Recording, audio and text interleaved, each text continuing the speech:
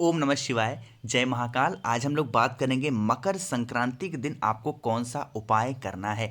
पूज्य गुरु जी ने अपनी कथा में बताया है, उसी को सुन के समझाने की आपको मैं पूरी कोशिश करूंगा फोटो के साथ, ताकि आपको अच्छे तरीके से समझ में आ जाए।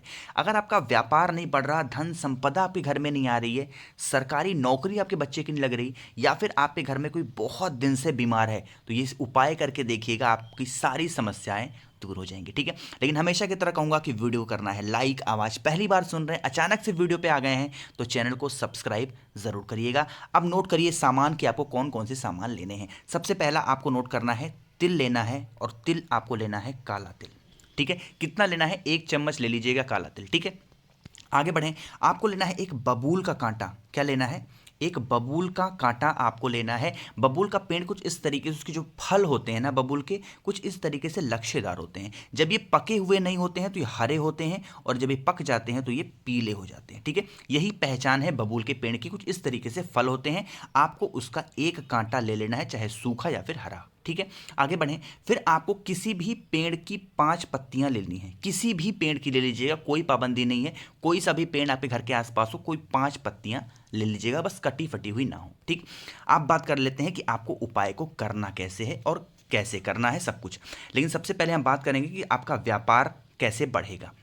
मान लेते हैं कि आपका व्यापार नहीं बढ़ रहा है, बहुत दिन से आप कोशिश कर रहे हैं, तो आपको क्या करना है, आप अपनी दुकान में जाकर के खड़े हों, उस तीनों सामानों को अपने हाथ में लें, तिल और कांटा और 5 पत्तियां। फिर आप अपने दुकान के पास में जाएं, और उसके बाद दुकान के अंदर जाकर के आप उस तीनों को अपने हाथ में लेकर के दाहिने हाथ में इस तरीके से क्लॉकवाइज डायरेक्शन, यानी कि जिस तरीके से घड़ी चलती है उस डायरेक्शन में 3 बार आप घुमाएंगे, अवधूतेश्वर महादेव का नाम लेकर के।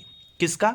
अवधूतेश्वर महादेव का नाम लेकर के 3 बार अपने दुकान को उवारेंगे, यानी कि घुमाएंगे ऐसे हाथ को। ठीक है, अब बात कर लेते हैं पढ़ाई और नौकरी की। आपका बच्चा बहुत दिन से कोशिश कर रहा है, पढ़ नहीं पा रहा है, या फिर उसकी नौकरी नहीं लग पा रही है। तो आपका मान लेते हैं ये बच्चा है। ठीक है, क्यूट सा बच्चा बनाता हूँ, ये मान लीजिए कि आपका बच्चा है। आपको फिर से उसी चीज़ को अपने हाथ में लीजिएगा और अपने बच्चे से स्पर्श कराइएगा, यानी कि छुआइएगा, और उसके बाद फिर से उसी बच्चे को इस तरीके से उबार लीजिएगा 3 बार। ठीक है, 3 बार उबारने पर जब आप उबारें उसको, तो अवधूतेश्वर महादेव का स्मरण जरूर करिएगा। किसका? अवधूतेश्वर महादेव का स्मरण करिएगा, और उस बच्चे को 3 बार उबार लीजिएगा क्लॉकवाइज डायरेक्शन में, यानी कि जिस दिशा में घड़ी चलती है। ठीक है, ये तो बात हो गई पढ़ाई की और नौकरी की। अब हम लोग ये बात कर लेते हैं कि मान लेते हैं कि आपका धन संपदा आपके घर में नहीं आ पा रही है। तो मान लीजिए कि ये आपके घर की तिजोरी है। ठीक है, इसी में आपने पूरा पैसा वगैरह सब कुछ रखा है। फिर से क्या करना है आपको? आपको फिर वही अपने हाथ में लेना है, और क्लॉकवाइज डायरेक्शन, यानी कि घड़ी की दिशा में 3 बार घुमाना है, अवधूतेश्वर महादेव के नाम से। ठीक है, अब बात करते हैं बीमार अगर आपके घर में कोई है, तो मान लीजिए कि ये आपके घर में कोई बच्चा है, कोई इंसान है जो बीमार है, इस तरीके से पड़ा रहता है। ठीक है, तो आपको क्या करना है, फिर से उसी जो इंसान बीमार है उससे सबसे पहले उस तीनों चीज़ों को स्पर्श कराइएगा। उसके बाद फिर से आप उसको इस तरीके से क्लॉकवाइज डायरेक्शन में उसको उबार लीजिएगा। ठीक है, अब हम लोग ये बात कर लेते हैं कि हम जो उबारे हैं, जो हमने स्पर्श कराया है अपने बच्चों से या फिर जो बीमार हैं, हम उसको क्या करें। देखो, आपको क्या करना है, उसको ले जा, लेकिन मैंने अभी एक चीज़ बताया नहीं आपको, 1 मिनट। जब भी आप कहीं पर, चाहे दुकान में, चाहे आप कोई बीमार हो, चाहे आप तिजोरी में, चाहे अपने बच्चे को, जब भी आप इस तरीके से उबारेंगे, यानी कि इस तरीके से घुमाएंगे, उसकी मतलब नज़र एक तरीके से कह सकते हैं उतारेंगे, तो अवधूतेश्वर महादेव का स्मरण करके ही करिएगा। किसका? अवधूतेश्वर महादेव का। ठीक है, अब जो आपके हाथ में है उसको फेंकना कहाँ पे है, करना क्या है, समझिएगा। आपको जाना है किसी चौराहे पे। अब चौराहा क्या होता है, ऐसा नहीं, बहुत सारे लोग तिराहे पे चले जाते हैं।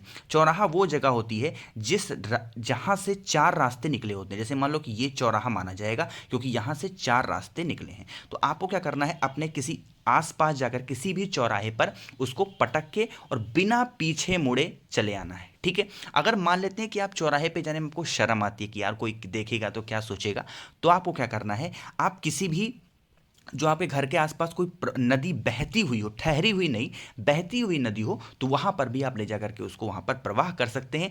अगर मान लेते हैं कि आपको बहते हुए पानी में भी फेंकने में कोई घबराहट हो रही है, डर लग रहा है, फिर नहीं है पानी, तो आप पीपल के पेड़ के नीचे भी ले जाकर के उन तीनों सामान को रख देंगे, अवधूतेश्वर महादेव का स्मरण करते हुए, रख करके बिना पीछे देखे चुपचाप चले आइएगा। और टाइमिंग अब बात कर लेते हैं, कौन से टाइमिंग आपको एक उपाय को करना है। देखो, जो टाइमिंग स्टार्ट हो रही है 2:43 से शुरू हो रही है, और कब तक है जो सबसे शुभ मुहूर्त है इस उपाय को करने का, वो है 4:28।